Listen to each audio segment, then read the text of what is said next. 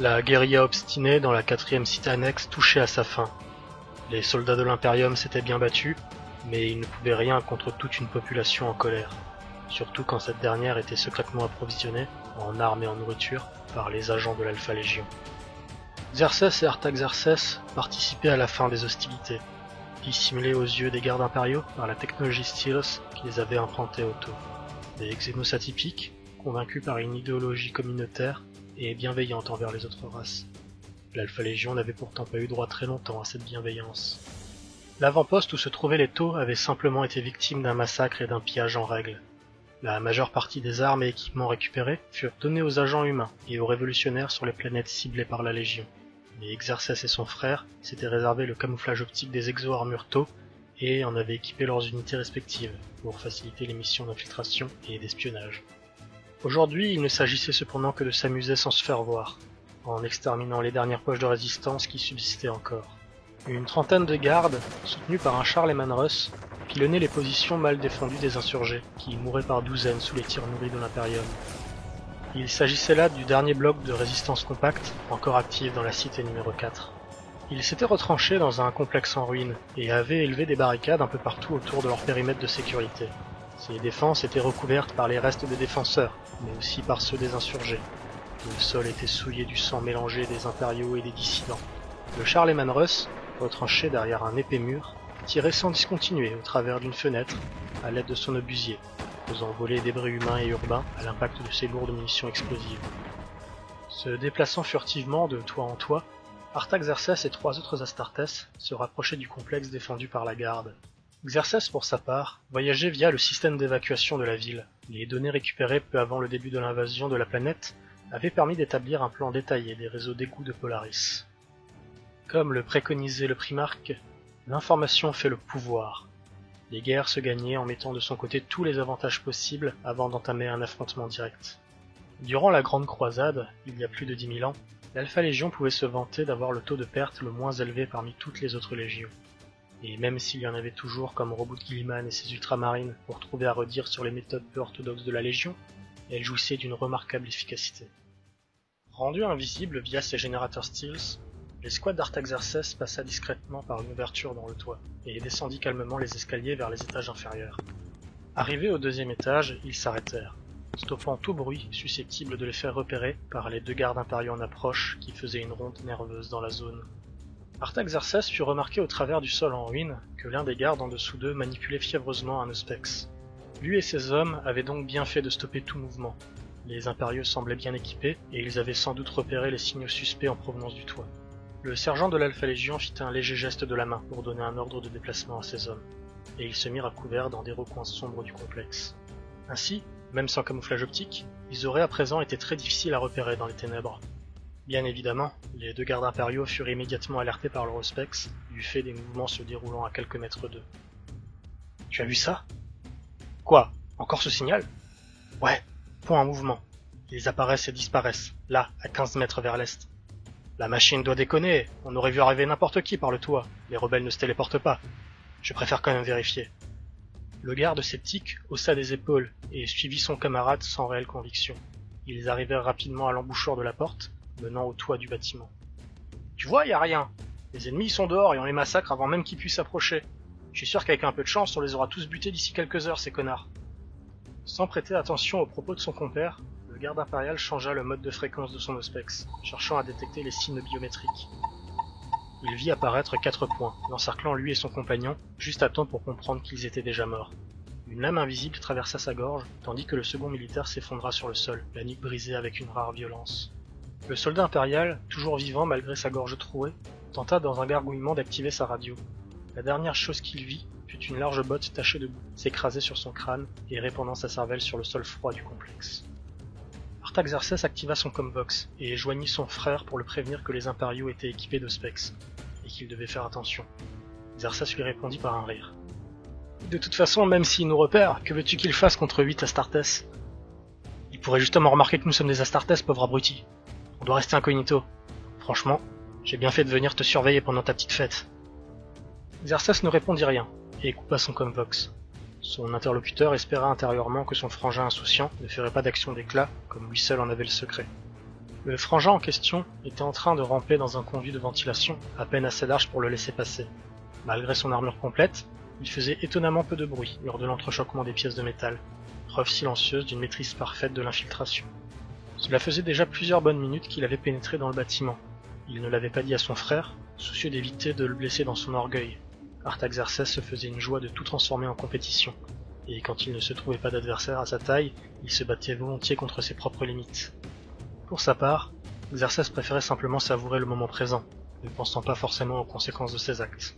Être le meilleur ou non, au final, peu importait, tant que ses missions étaient remplies et qu'il y prenait du plaisir. Il observa discrètement au travers d'un grillage d'aération la pièce en dessous de lui.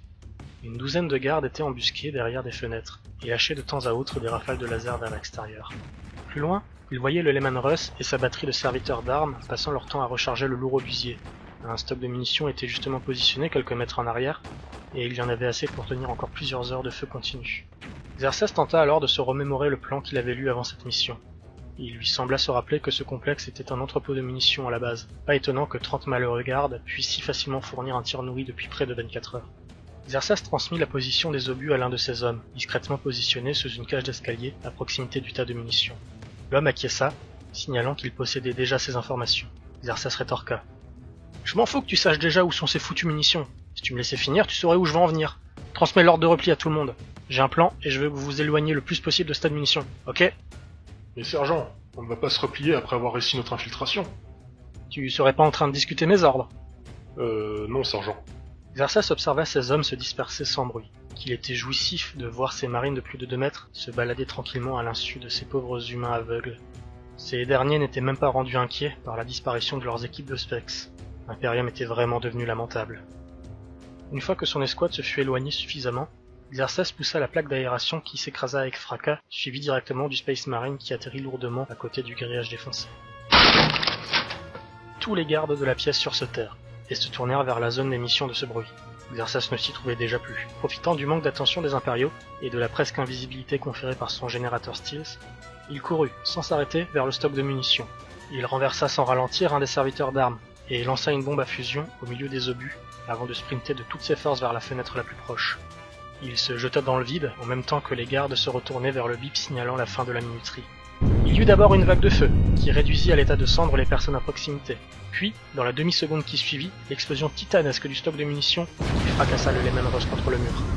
Celui-ci, projeté avec une force herculéenne, traversa la surface de plastobéton, roulant sur lui-même et entraînant avec lui les barricades et les quelques rebelles qui avaient eu la mauvaise idée de profiter du cessez-le-feu pour se rapprocher. L'explosion fit s'écrouler un pan entier du complexe, écrasant les malheureux qui auraient eu la chance de survivre à la déflagration initiale. Apeurés, les dissidents quittèrent les lieux, tandis que plusieurs bâtiments alentours menaçaient également de s'effondrer suite à la détonation. Au deuxième étage du complexe, Artaxerxès et ses hommes furent projetés au sol par la secousse résultante de l'explosion. Le plafond s'écroula sur eux, et ils sentirent le sol s'affaisser sous leurs pieds. L'ensemble du bâtiment, qui jusque-là laissait espérer qu'au moins une partie réussirait à tenir, s'écroula, seulement 3 minutes après l'action d'éclat d'Xerxès. Puis, ce fut le calme plat. L'épais nuage de poussière, retombant doucement sur le sol, était le seul signe de mouvement dans tout le quartier saccagé. Après quelques minutes, plusieurs silhouettes troublées par la poussière apparurent. Il y eut un crépitement électrique, et les silhouettes devinrent 3 Astartes marchant au milieu des décombres. L'un d'eux avait la main sur son comvox, et tentait d'entrer en contact avec son sergent, soutenu par les 2 autres qui cherchaient dans les débris. Sergent Xerxès, ici l'escouade Epsilon 1, vous me recevez? L'un des Astartes lui conseilla d'utiliser une fréquence plus large, peut-être arriverait-il à capter un signal. L'utilisateur du comvox exécuta. Sergent Xerxès, ici l'escouade Epsilon 1, vous me recevez, bordel? L'escouade Epsilon 1, ici le sergent Artaxerxès de l'escouade Epsilon 2. Bon sang, qu'est-ce qu'il a encore foutu le débile qui vous sert de chef? Sergent, je sais pas, il a ordonné un repli des troupes sans autre explication. Et forcément, moi et mes hommes, on n'a pas été considérés comme des troupes dignes de recevoir cette information, hein. L'Astartes de l'escouade Epsilon 1 fut surpris par une tape amicale dans le dos. C'était Artaxerxès. Lui et ses hommes semblaient en un seul morceau, mais leurs armures bleues affichaient maintenant une couleur gris clair uniforme. Seules leurs lentilles vertes brillaient sous l'épaisse couche de poussière. Le sergent de l'Alpha Légion retira son casque, et secoua fortement la tête pour se débarrasser de la crasse. Son organisme, génétiquement amélioré, filtrait sans mal la poussière s'insinuant dans ses poumons. « Sortons de là, on ira chercher l'autre ahuri quand les débris volatiles seront retombés. Si on a survécu sans casse, je suis sûr que lui aussi. Il y eut un craquement sous les pieds d'Artaxerxès, et une main gantée de fer lui attrapa la cheville. Il y eut une sorte de long grésillement inintelligible, puis un choc sourd semblable à un coup de poing sur un bout de tôle froissée. Alors une voix mécanique et pleine de parasites sortit de sous les décombres. Sans casse? Bon, comme Vox est fichu, et puis si tu continues à me marcher dessus, ça va pas arranger les choses, frangin. Artaxerxès sourit légèrement, et se retira du torse de son frère, sans se presser. Celui-ci se releva, entraînant sur son passage une vague de poussière si compacte que l'on aurait dit de l'eau s'écoulant le long des courbes de son armure énergétique. Il s'ébroua comme un chien, puis retira lui aussi son casque, totalement cabossé. Ce foutu Lemonruss a bien failli me rouler dessus pendant sa marche funèbre. Pouh! Si j'avais eu le même délire que le capitaine Darius de toujours me balader sans casque, je serais aussi crevé que ces damnés gardes impériaux. Ouais, je me demande si c'est une bonne chose que t'aies survécu, Xerxès. Les deux frères se regardèrent droit dans les yeux, avec un air sérieux, sous le regard embarrassé de leurs hommes.